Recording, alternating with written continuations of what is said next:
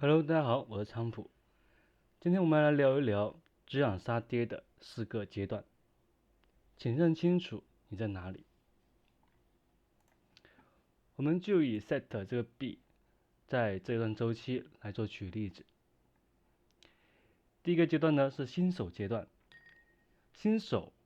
给我们的一个想象是什么？刚进入这个币圈市场，刚踏入到这个赛道，什么都不懂，有的而且连开仓都不懂，不知道什么是开仓，不知道什么是支撑位，不知道什么是需求，不知道什么是派发，不知道什么是压力。那我们通常把这个阶段统称为新手阶段，是什么都不懂，像小白一样阶段。在这个阶段呢，有2个极端。第一个极端是在牛市跟紧或抱紧一些大腿，从底当个小白死拿现货，从头拿到尾，在最高点别人喊卖就卖，这一波给他赚了大钱，这是对的一个方法，但是这只仅限于新手小白。第二点呢，就是 FOMO 阶段，新手很容易被 FOMO，也很容易恐慌，导致什么？导致高买低卖。在 SET 在0.32083的时候，很多新手就直接追进去，我冲啊杀呀，然后很快突破前高，一下子就飞上去了，一点问题都没有。然后呢，从3月5号到现在一直下跌的途中，他们会怎么做呢？一插针，哇，我亏这么多了，我要走掉了。不管是现货还是合约，他们依然都会是这样操作。一跌，心里就不坚定了，就慌了，额头冒虚汗了，出掉。高买低卖，然后频繁的割肉，不管你进场位置是这里、这里，还是说跌下来的这里，它实际上他们在这里之后，他们现在是一样是卖，一样是卖的。这就是新手的第2个特征，最鲜明特征：高买低卖，心中根本就没有任何方向。那么第2点呢？第2个阶段呢是菜鸟阶段。到达这个阶段呢，其实很多人都已经克服了之前新手期的那种焦躁的心理。我们可以把这一个阶段称之为老韭菜阶段。现在我也是处于这阶段，不怕打脸，对吧？然后这个阶段我们都已经小型交易了，然后减少了一些交易的次数以及被割肉的次数，但是对整个行情还是依然没办法说60%-70%的去预测它整个行情的，因为我们不知道这些不定时的或者是没有预期的下跌是什么时候开始来。之前3月12号警告过一次，随时有插针，但是3月12号那一天并没有到来，而是在3月12号过了之后，当我们心里都放下了这个羁绊，都觉得它不会下跌的时候，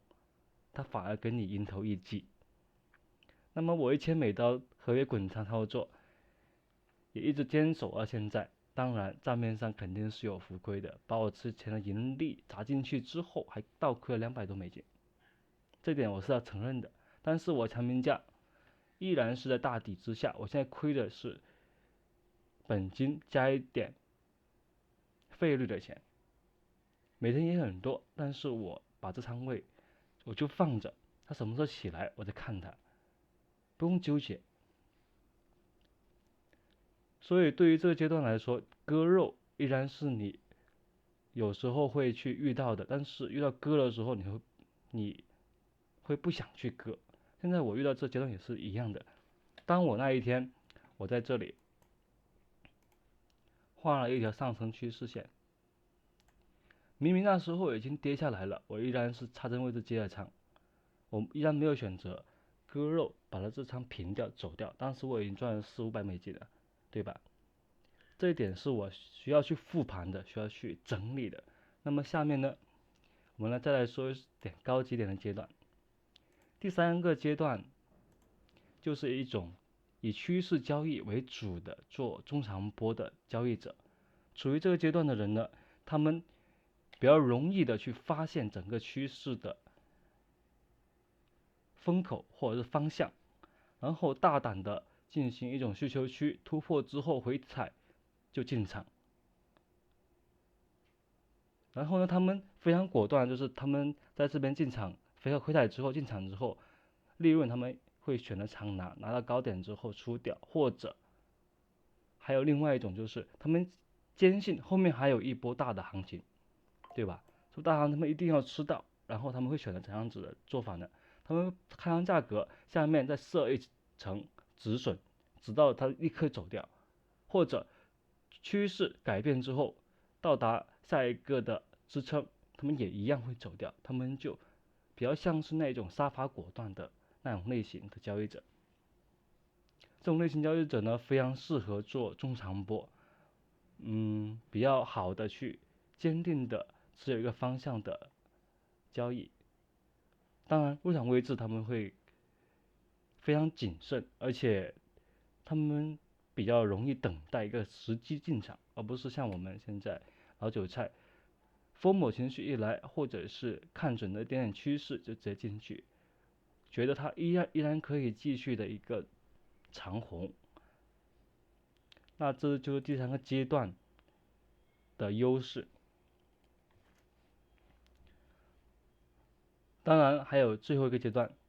稳健交易者趋势。他们往往做单都是追求着盈利的方向，顺大势逆小势。在行情的大波动或者是大牛市的时候，他们永远都会拥有自己的底仓，不管是多少美金的底仓，他们都会一直持有，然后看准点位冲进去。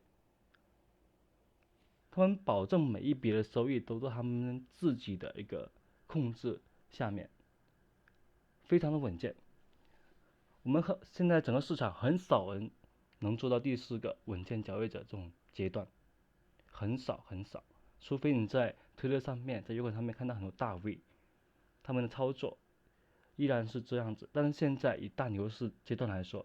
并没有多少人愿意看他们的这种操作，因为需要等待，需要时间，以时间去换整个空间的一个成长性。他们对这种回调根本就不屑一顾。我只是以这个 set 来去做打一个范本而已。但是如果按照比特币或者是以太坊来的话，波幅肯定没有这么大。但是我们新手进到市场里面，肯定是对这种波幅是非常的恨的，因为它直接把你跌没了。不管你真赚多少的利润，多少钱，这一波73%的跌幅，你再多合约再赚多少钱，一样给你搞掉。就是我为什么一直选择我的清仓高倍添油加醋的滚仓战法的原因。我不管你怎么洗，怎么跌都没问题，只要我仓位在，只要我强评价不高，我依然能够睡大觉。只要是你不归零，不像之前的 Luna 直接从高点直接趴下来，直接把它归零掉，那我都不会怕。我损失的是我的费率钱以及我的本金，但是我永远都不会给你爆仓。我用这单子，一方面是为了滚仓翻倍的操作手段，第二方面是检验自己的心态。既然你下穿了，你已经违背了我做出我的计划，走出了一个逆势，我不想去止损，我不想去把你平掉，那我就为了让你来磨练我的心态，这点非常重要。你在交易当中，不管是现在的牛市还是以后的熊市，你没有这心态，你在这个币圈里面走不远。除非说你去玩土狗，那无话可说，$100你可以翻个10倍100倍，只要你有运气，都能够实现。好，接下来再说说我们现在的盘面。现在盘面我画了2个，一个是价值需求区，是涨回来把这边洗完之后到达的区域是价值需求区，现在是0.3048283。那么现在我们可以直观看到它已经进入到这个价值需求区。如果它在往后的几天，往后的半个月时间里面能够稳住这里，那么后面依然是看涨的行情。如果它不能，那么它会跟随着大饼继续探到6万，那么 set 的话，我估计我仓位也会爆掉，已经不用再怎么看了，它会回到它自己的价值需求下方这边上浮上线之后的0.25，我的成交价是0.25，如果它到了之后，那我就认了，因为它价值已经快跌没了，说明铭文市场不仅没有资金的进入，而且随着牛市的疯狂带崩了整个行情，我可以这么理解。那么下面如果它会走出我们这个和谐形态的话，大致可以看到回调位置是哪里呢？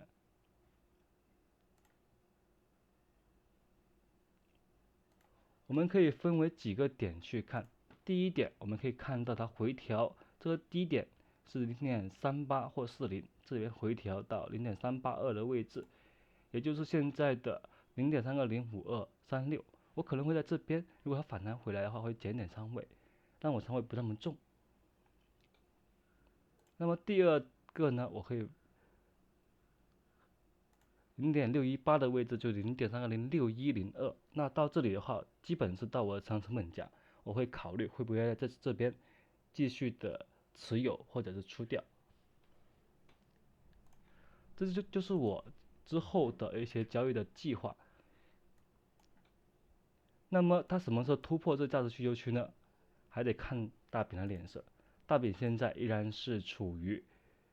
一个下跌状态。那么跌到什么时候呢？我们可以来看一下量能方面的一个改变。量能方面的话，可以呈现出来的是量跌价跌量跌，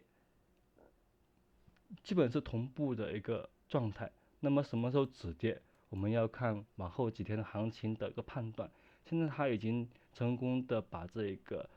支撑位跌破了，那么回踩如果不进入这边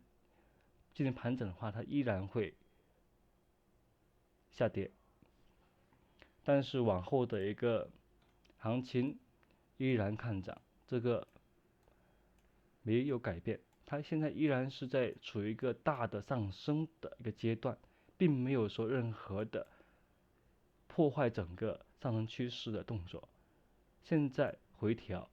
我觉得比以后回调更加好，因为现在还有预期在。你说到了4月多号，比特币的减半周期到来，大幅下跌的话，那不是这个量级了。好，这也是仓普，我的仓普专注于数字货币的交易及行情分享。交易本身就是概率游戏，在胜率以及盈亏比有优势的情况之下，利用资金管理去扩大你的利润，不要去盲目追求短期的暴利。永远记住，盈亏同源。今天就到这里，感谢各位的收看。然后感兴趣的，然后对我说的，感觉对你价值有提升的话，请加我的 Discord 或者是电报私聊。感谢各位。